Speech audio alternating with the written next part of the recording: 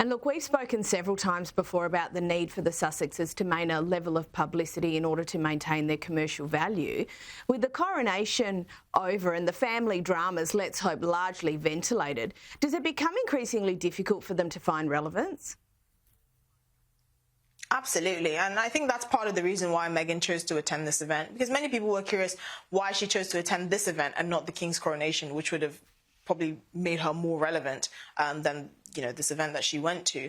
But the reality is they've really struggled to carve their own path in a way that maintains the kind of relevance and social standing that they wanted. I don't think they really want to engage in acts of public service while knowing that the public are sneering and laughing and just completely not interested in what they have to say. And I think that's the difference between the Sussexes and Princess Diana.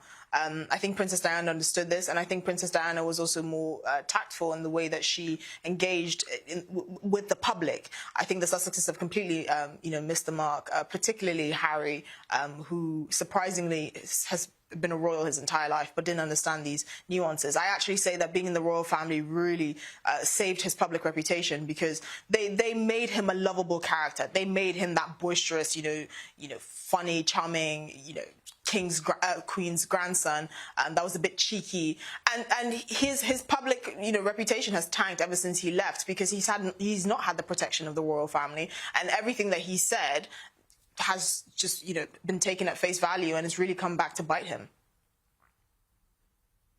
Now, we know that the royal family, including Princess Kate, they do support a number of not-for-profits and other community organisations. And while they may be patrons, they're not necessarily involved in the management of these bodies. Look, it's been reported this week that a charity which Kate is patron of has been suspended after a damning report by an inspector. Now, can you run us through what's happened here, and how do the royal family manage their involvement and association in light of these sorts of allegations? Well, it's really it's a very tricky business. We know that this particular charity, Action for Children, has also been patronised by other celebrities like Sir Trevor McDonald and Emily Maitlis. So obviously it's not just the Princess of Wales, but it does have repercussions, because the royal family have to be very careful about the kind of organisations that they support.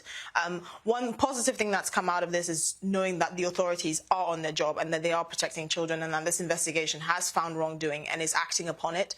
It would be far worse if the investigation didn't come out with anything concrete that was actually meant to protect children. That would be a far worse blowback on the royal family. But of course, they can't control all of these things. They don't control the day-to-day management of these organisations. They have enough on their plate. So I think the public are quite understanding of that. And also the fact that this particular charity has been patronised by other celebrities, and they're not getting any sort of blame for it. But yes, it is a tightrope to walk, certainly.